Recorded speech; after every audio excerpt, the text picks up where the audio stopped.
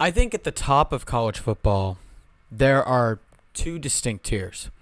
I think you got Ohio State, you got Oregon, you got Indiana, and you've got everyone else. And you've got a tier below, which is like Texas.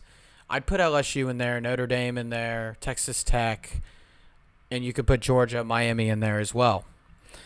The AP poll came out, and Georgia got ranked third. My question is Georgia being ranked third, why are they ranked ahead of a team like Indiana? Because when Georgia was winning national championships back to back, right? They had George Pickens, Brock Bowers, Lad McConkey. All those guys went for 1K yards in the NFL. And other years, Ohio State had Jeremiah Smith. That guy's going maybe number one overall in the draft. Indiana had 2 first-round draft picks at receiver, Omar Cooper, Elijah Surratt. I could go down the list of those Bama teams. Here's what holds me back with Georgia. Who in this Georgia wide receiver room is going to keep a defensive coordinator up at night? That's my one question with them. Because I look at Ohio State, Oregon, and Indiana, put them in any order you want, and I'm like, there's no real weakness to that team. There's nothing holding me back. And then the next tier is like, they're really close, but you've got just one thing that when it comes down to it, unless if someone emerges who I don't know of, it's going to hold them back. I think that wide receiver room is the same thing with Georgia. They lost a ton there. Lost 4 of their top 5 pass catchers. They got Isaiah Canyon from Georgia Tech, but like 500-yard receiver. Maybe he could take the next step. Maybe Taylor Taylor could take that next step. Very high 5-star recruit for Georgia. I don't see him starting right now, which is a little bit of a concern. So again, all those teams I listed in Tier 1, and even some of the others, Notre Dame, Texas Tech, LSU, Miami, I see guys who are going to be raking in lots of money on Sundays. Right now, at this very moment, I don't see that with Georgia. And that's what holds me back from them being ranked third. I've got them ranked around like 8th to 9th. And I know that's way lower than anyone else has them. But the second question I have with this Georgia team is, the way they've won these last 2 years, has it been sustainable? Like, you look at how they won last year. Max Gilbert missed that field goal with Tennessee. There was a really controversial 50-50 call at Auburn that went their way. Barely beat a Florida team that was struggling by 4. Beat Georgia Tech by just 1 possession. Only outgained Georgia Tech by like 10 yards. And then the year before, in 2024, right, they beat Georgia Tech in like that infamous like 6 however many overtime games. They came back from a double-digit lead at home against Tennessee. Remember, there was that pass interference call. They barely beat Florida with their walk-on third-string quarterback and just beat Kentucky by just 1 point. My question is that type of winning sustainable?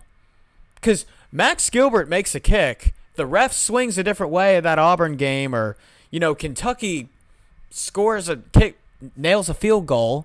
You know what I'm saying? All of a sudden, we could be talking Georgia right now. We could be talking about Georgia in a totally different light. So that's my question. Because 2025, they're a few plays away from being 9-3 and playing in the whatever bowl Vandy was playing in and against Iowa. In 2024, they're a few plays away from being 8-4. And some of it, yes, Georgia can execute in close games. There is an art to it. But if you're ranked third in the coaches poll, why aren't you blowing Kentucky out? Why aren't you blowing Georgia Tech out? Why are you barely beating a 4-8 Florida team? Because I'll bet you Oregon, Ohio State, or Indiana wouldn't have a problem with any of those teams. That's just what I think. That's what I believe. Why do you need calls to go your way to put a 5-7 Auburn team away that did not have any consistency through the air last year? So can they sustain this type of winning? For SEC standards, they got a favorable schedule, okay? But you play Oklahoma. It's a really good team. You play Florida on a neutral. They've had a lot of trouble with that team. I think that's going to be a close game. You still go on the road at Ole Miss. They've struggled against Ole Miss these last couple years. You go play at South Carolina. That's a tough environment. You go play at Alabama. Alabama's got some dudes at receiver now. That's an explosive team. Still play Vandy, still play Auburn, still play Florida on a neutral. Mizzou is tough too. What happens if the ball just doesn't bounce their way?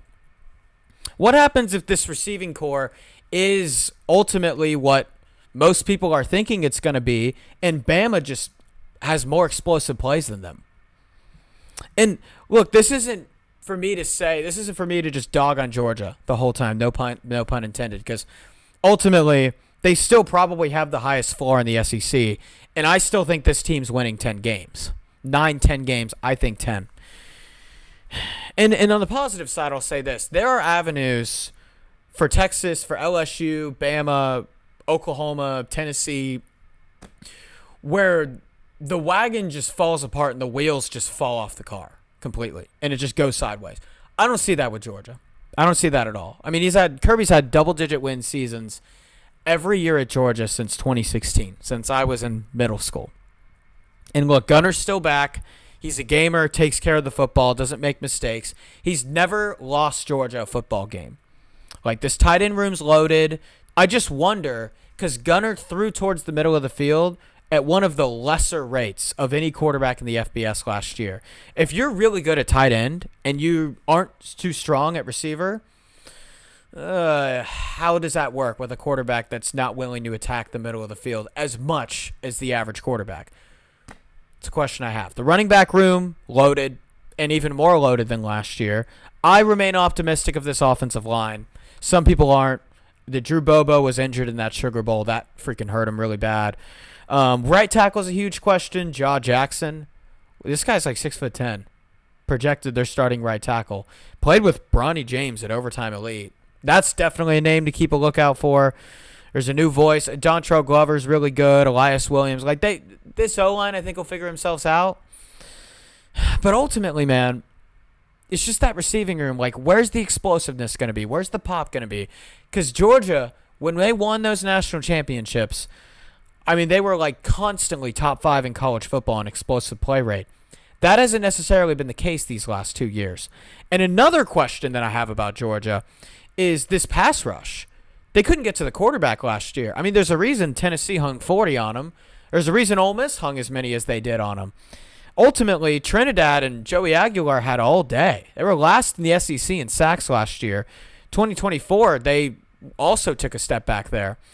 They brought in a new linebackers coach, Larry Knight. I want everyone to keep a lookout for this name because he was at Arkansas State last year, and they led the Sun Belt in sacks. They need someone to break out in this position unit. Unlike receiver, I think they have the dudes. To be able to do that. Quintavious Johnson, I think, has got it. Gabe Harris got hurt towards the end of last year. Dare I say, if he's healthy, that could be a different game against Ole Miss. Chris Cole returns at linebacker. Raylan Wilson coming back. Awesome. And Glenn Schumann just, pumps these linebackers inside and out to the NFL. It doesn't matter who they're replacing, who they're losing. It just seems to work out at this position. They're going to have no problem stopping the run. They never have. But the question is going to be getting to the quarterback. Are they going to make it easier in the secondary? And the good news for Georgia fans is this secondary looks dang good. Bolton's back. Ellis Robinson IV is a huge candidate to have a breakout year. KJ Bolton could be the best safety in the game right now. The other safety spot is a question, but Khalil Barnes, really good. Jamari Riddle, the staff is excited about him. They'll be fine here. They will be able, I think they'll be much better than they were last year in this position. That's not to say they were bad in this position at all. They just kind of had moments in a couple games where you're like, what's going on here? If Georgia can get to the quarterback better than they did last year, this secondary will clamp super well. But I think the question is getting Gabe Harris healthy, Quintavious Johnson. How good is he going to be? Is he going to take that step up like the staff is thinking? But overall, man, I think, I don't want this to be Harris hates Georgia coming into the year. He thinks Georgia's going to be bad. He thinks they're going to miss the playoff and it's going to all go downhill. I don't necessarily think that.